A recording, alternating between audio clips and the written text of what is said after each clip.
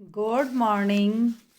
आज हम महात्मा गांधी के आर्थिक विचारों पर चर्चा करेंगे।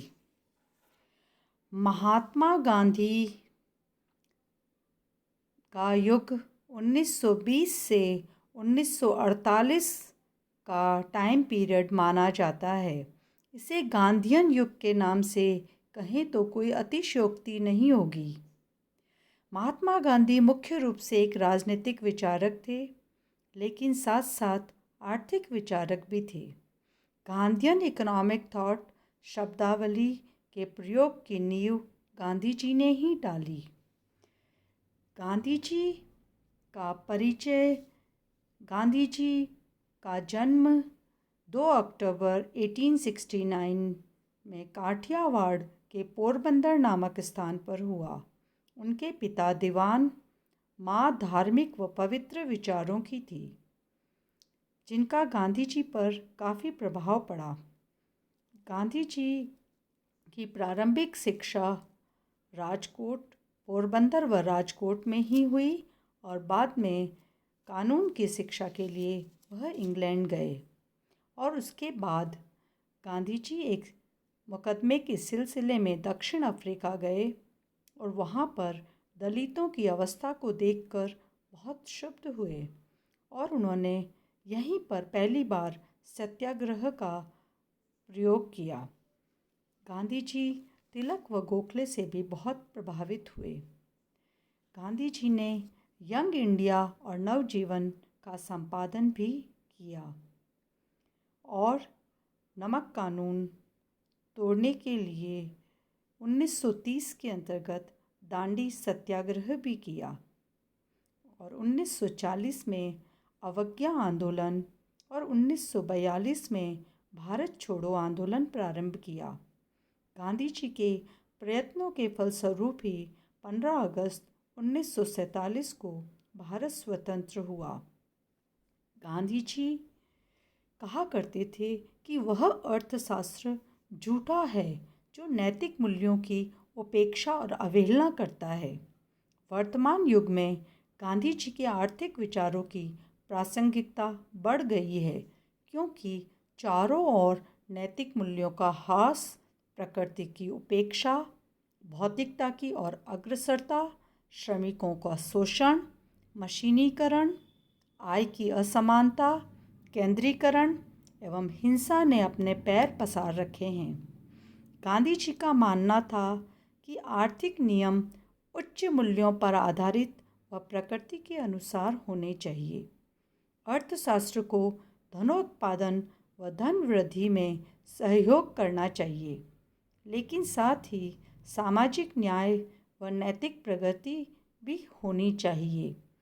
गांधी जी के आर्थिक विचारों को हम उनके पुस्तकों और उनके लेखों और उनके भाषणों आदि से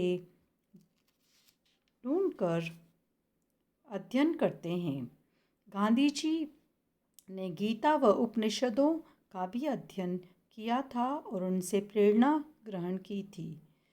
गांधी जी के आर्थिक विचारों के अंतर्गत हम मुख्य रूप से अर्थशास्त्र का उद्देश्य और आर्थिक नियम, सादगी एवं सरलता, व्यक्तिवाद, मुद्रा संबंधी विचार, वर्ण व्यवस्था, श्रम का महत्व, मशीनों संबंधी विचार, न्यासधारिता का सिद्धांत और विकेंद्रीकरण एवं लघु उद्योग, गांवों के पुनर्जन्म और वितरण की समस्या, कृषि अर्थशास्त्र या अर्थव्यवस्था, जनसंख्या संबंधी विचार, खादी का अर्थशास्त्र, सर्वोदय, मानव और आर्थिक मानव,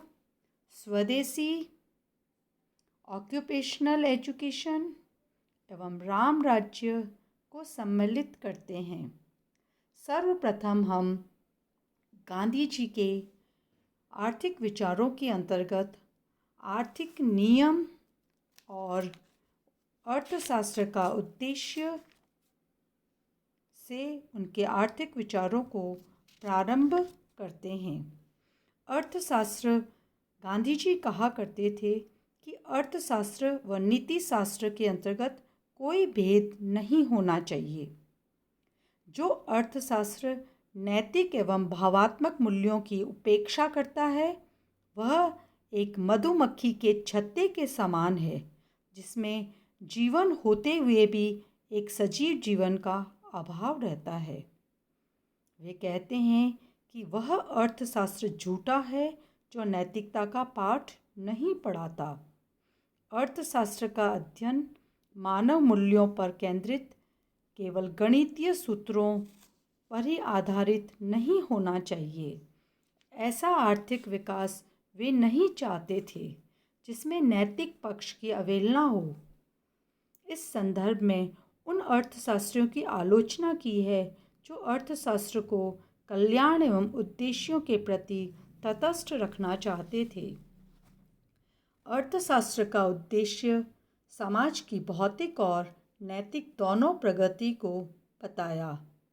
अर्थशास्त्र को धनोत्पादन व धन वृद्धि में सहयोग करना चाहिए, लेकिन साथ ही सामाजिक न्याय और नैतिक प्रगति भी होनी चाहिए।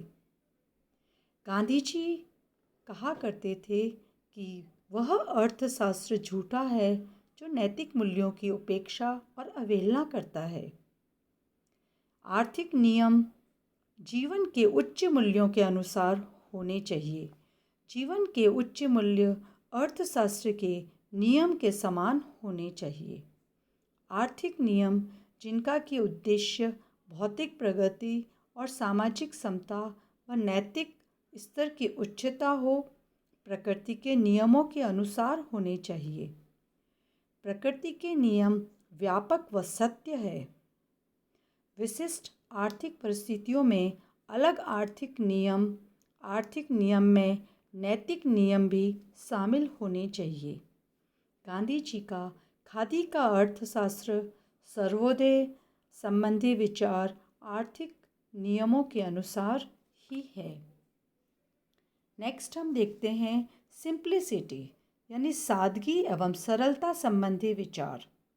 सादा जीवन उच्च विचार के हिमायती गांधी जी थे।